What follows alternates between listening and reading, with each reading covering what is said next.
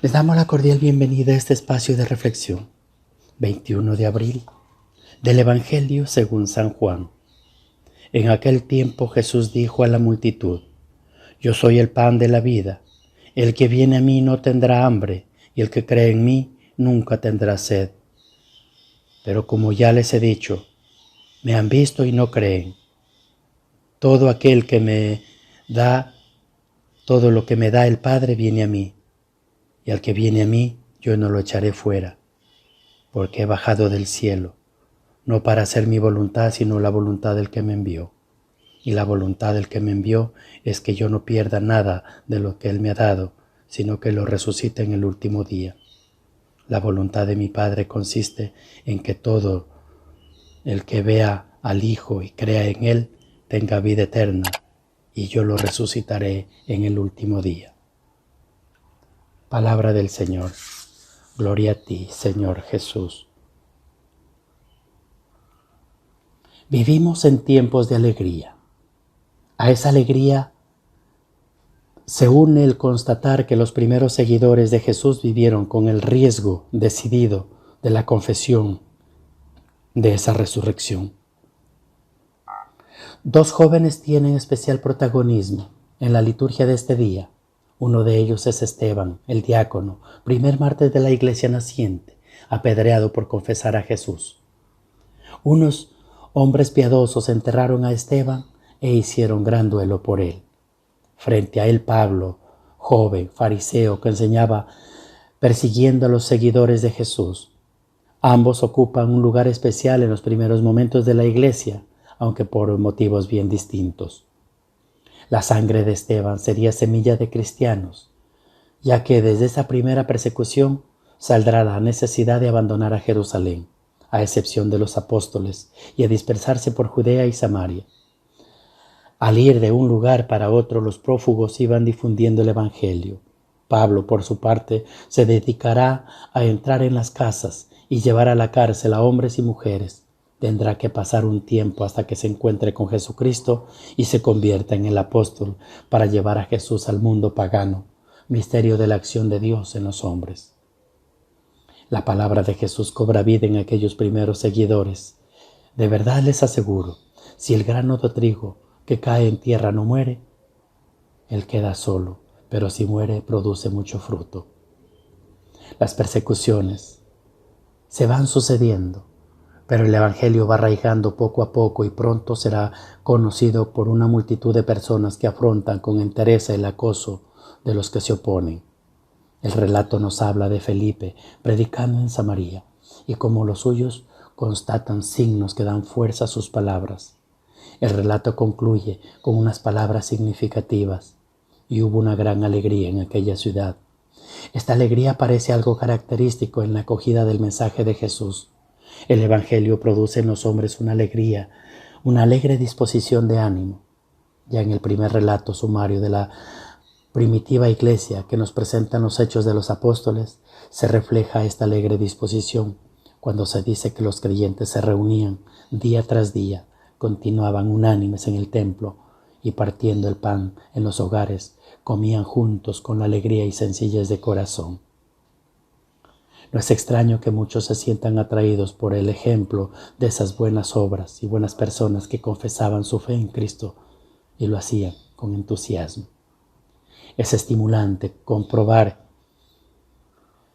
que el Evangelio siempre es portador de la alegría, donde llega y es asumido con sencillez.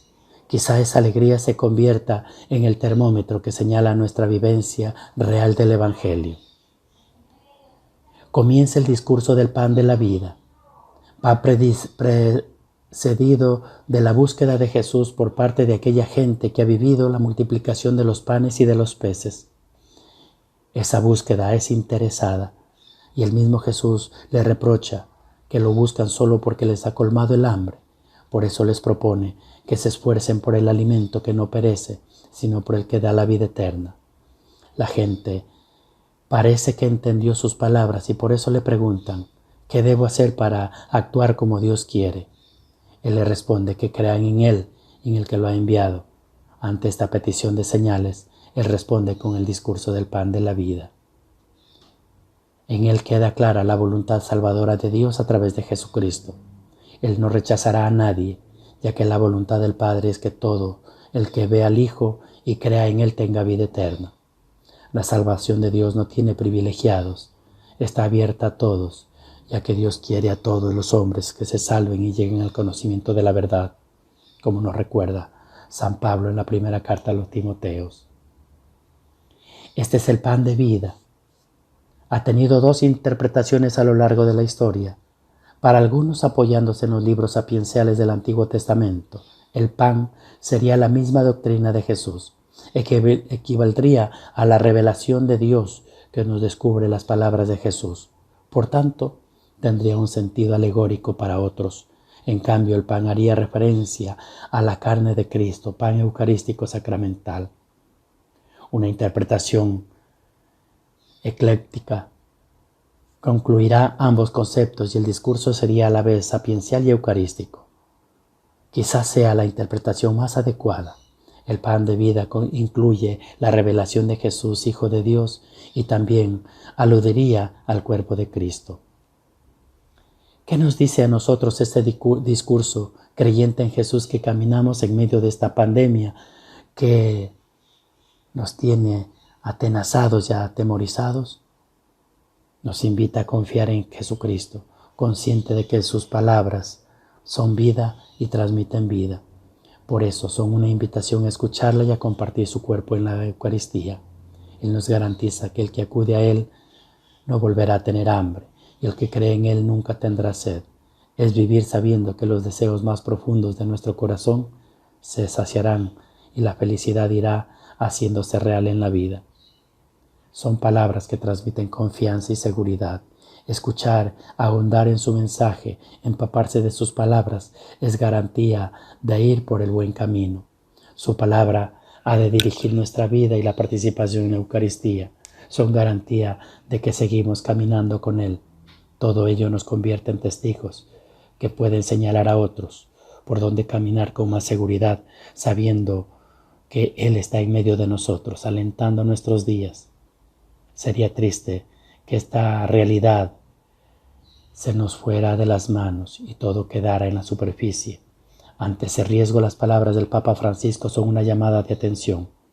Hay cristianos que son como esos cantos rodados en los ríos, que a lo mejor llevan años dentro del agua, pero se rompen en su interior porque están completamente secos.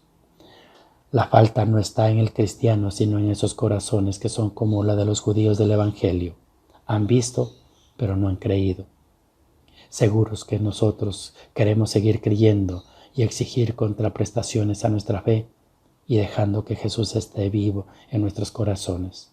En este tiempo pascual sea para nosotros tiempo de alegría, esa que nace de saber que Cristo ha resucitado y que camina con nosotros. Gloria al Padre, al Hijo y al Espíritu Santo, como era en el principio, ahora y siempre, por los siglos de los siglos. Amén.